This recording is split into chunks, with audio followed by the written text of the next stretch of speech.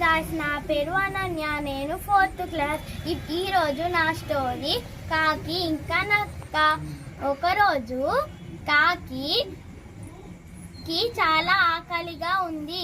అయితే కాకి ఒక జున్ను ముక్క దొరికింది. కాకి చాలా సంతోషంతో ఆ జున్ను ముక్కను తీసుకొని ఒక చెట్టు మీద కూర్చుంది. ఇంతలో ఒక జిత్తుర్మాలి నక్క కాకి దగ్గరికి వచ్చింది. అప్పుడు నక్క కాకమ్మ నీవు ఎంతో మధురంగా పాట పాడుతావు అని అన్నది.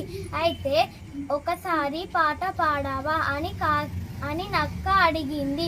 అయితే కాకి సంతోషంతో కావు కావు అని పాట పాడింది.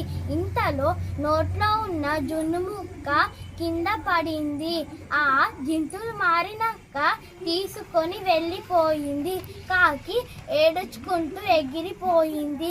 నీతి: మనం చేసే పనిని ఆలోచించి చేయాలి.